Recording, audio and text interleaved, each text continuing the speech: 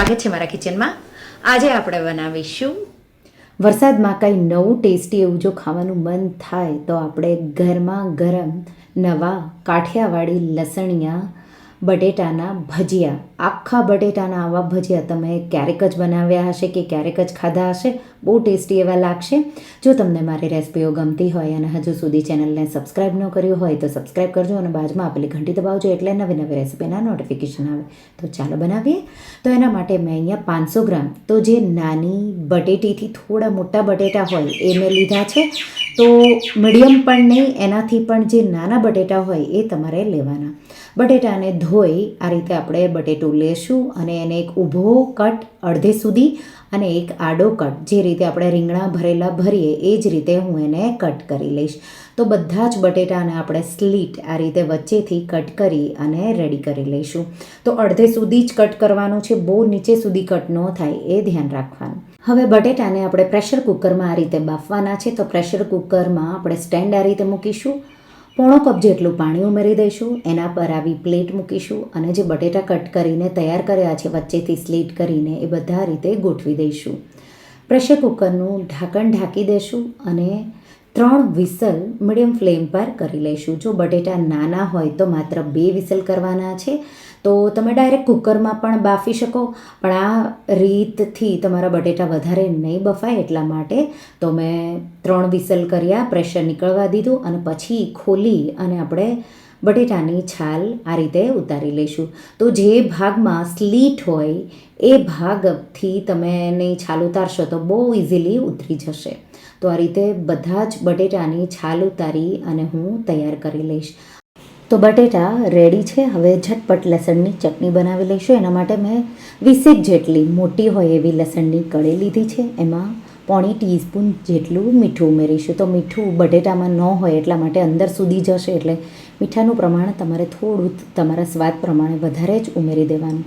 અને હવે 2 table spoon જેટલું કાશ્મીરી લાલ મરચું લઈ અને આવી પેસ્ટ વાટી લઈશું. તો અહીંયા કાશ્મીરી લાલ મરચું જે લેવાનું, જો રેગ્યુલર મરચું લેશો તો બહુ તીખું થઈ જશે.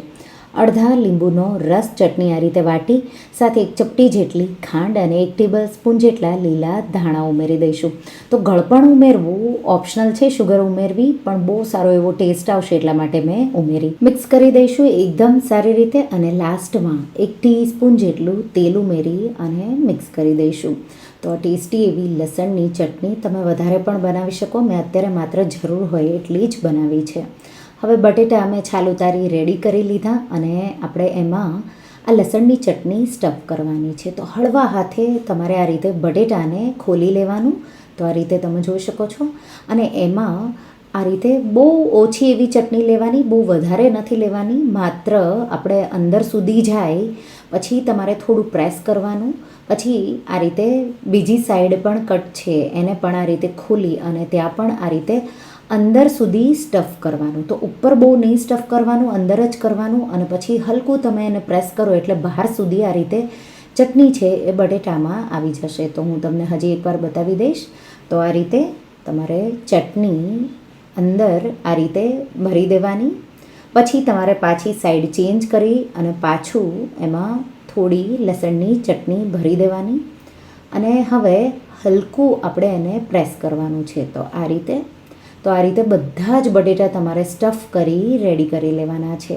તો બહુ સિમ્પલ એવું અને બધા જ બટેટા મેં આ રીતે સ્ટફ કરી તૈયાર કરી લીધા. હવે ઝટપટ આપણે ખીરું બનાવી લઈશું. એના માટે 1.5 કપ મેં અહીંયા બેસન ઝીણો ચણાનો લોટ લીધો છે અને એમાં અડધી ટીસ્પૂન મીઠું, 1 ચપટી જેટલી હળદર, 1 ચપટી જેટલી હિંગ ઉમેરી દઈશું અને આ રીતે મિક્સ કરી થોડું પાણી ઉમેરી અને એકદમ સ્મૂથ ખીરું તૈયાર કરવાનું છે. તો પહેલેથી વધારે પાણી નથી ઉમેરવાનું, થોડું પાણી ઉમેરતા જઈ અને તમારે બેટર બનાવી લેવાનું છે. તો અહીંયા 1.5 કપ બેસન લેશો તો તમને અડધા કપથી થોડા ઉપર પાણીની જરૂર પડશે. તો પહેલાં 1/4 કપ જેટલું પાણી ઉમેરી અને બેટરમાં ગાંઠા હોય એ બધા તમારે આ રીતે ફેટી કાઢી લેવાના અને પછી થોડું કરી પાછું 1/4 કપ, અહીંયા તમને અડધો કપથી થોડા ઉપર પાણીની જરૂર પડશે અને બેટર તમે જોઈ શકો છો આવું છે. તો બેટર તૈયાર છે. હવે મેં તેલ ગરમ કરવા મૂકી દીધું. તેલ ગરમ થઈ જાય એટલે બેટરમાં એક ચપટી જેટલા, તો એક ચપટીથી પણ થોડા ઓછા ખાવાના સોડા મેં ઉમેર્યા, ફેટી મિક્સ કરી દીધું અને આ રીતે બટેટા જે સ્ટફ કર્યા છે એ આ રીતે બેટરમાં મૂકી દઈશું. ચમચીથી આ રીતે મેં એને કોટ કરી લીધા, તો એકેય સાઈડથી આ રીતે કોટિંગ ન રહી જાય એ રીતે તમારે એને કોટ કરી લેવાના અને પછી ગરમ તેલમાં આ રીતે એક બટેટું લઈ તમારે એને ડ્રોપ કરી દેવાનું. તો તેલ ગરમ થઈ જાય પછી ગેસની ફ્લેમ મીડિયમ કરી દેવાની.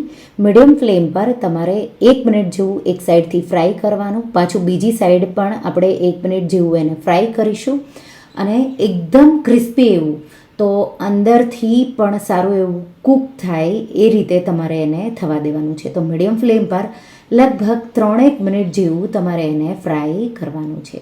તો મેં બે સાઈડે એની સાઈડ ચેન્જ કરી અને આ રીતે તળી લીધું અને ગોલ્ડન એવું હલકું ક્રિસ્પી તમને લાગે કે હવે થઈ ગયું ત્યારે આપણે એને બહાર કાઢી લઈશું. તો આ રીતે તમે જોઈ શકો છો ગોલ્ડન થવા લાગ્યું, હું એને બહાર કાઢી લઈશ.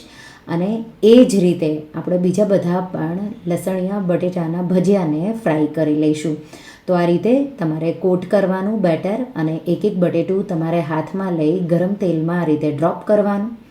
1 મિનિટ જેવું તમારે એને થવા દેવાનું, પછી તમારે એની સાઈડ ચેન્જ કરી લેવાની અને પાછું તમારે 1 મિનિટ જેવું બીજી સાઈડ પણ ફ્રાય કરવાનું અને પછી 1 મિનિટ જેવું ગોલ્ડન અને ક્રિસ્પી એવું થાય ત્યાં સુધી તમારે બે સાઈડથી એને અડધી મિનિટ જેવું ફ્રાય કરી લેવાનું. એટલે તમારું આ ભજીયા છે એ તૈયાર છે અને બહુ તળાતા વાર નહીં લાગે, માત્ર અંદરની જે ચટણી છે એનો પણ સારો એવો ટેસ્ટ આવશે તમે એને ધીમા ફ્લેમે તળશો તો. તો આ રીતે બધા જ મેં લસણિયા બટેટા ફ્રાય કરી રેડી કરી લીધા અને આ ભજીયા સાથે તમને એક પણ ચટણીની જરૂર નથી, એકલા જ બહુ ખાવાના ટેસ્ટી લાગે. તો પણ તમે ટમાટો કેચઅપ કે લીલી ચટણી હોય એના સાથે સર્વ કરી શકો છો. આ રીતે વચ્ચેથી તમે કટ કરશો તો જે આપણે ચટણી ભરી છે એ અંદર સુધી આ રીતે તમે જોઈ શકો છો ગઈ છે. તો આ રીતે મેં ભજીયા તમે આ રીતે આખા સર્વ કરો કે પછી વચ્ચેથી કટ કરીને સર્વ કરો.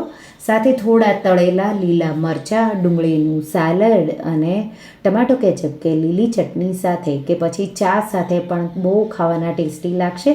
માત્ર ધ્યાન રાખવાનું બહુ તીખું લાલ મરચું નથી લેવાનું, નહીંતર તમે ખાઈ પણ નહીં શકો. તો લસણિયા બટેટા ભજીયા તૈયાર છે. જો આવા ભજીયા તમે ક્યારેય ટ્રાય ન કર્યા હોય તો એકવાર આ રેસીપી ટ્રાય કરજો, તમને બહુ જ ભાવશે અને તમે વારંવાર બનાવશો. તમને આ રેસીપી કેવી લાગી મને કમેન્ટમાં જરૂરથી જણાવજો અને જો તમને આ રેસીપી ગમી હોય તો વિડીયોને લાઇક કરજો, શેર કરજો અને મારા ચેનલને સબસ્ક્રાઈબ કરજો અને આવી જ નવી રેસીપીઓ માટે તમે બેલ આઇકન બટનને પ્રેસ કરજો. Thank you for watching.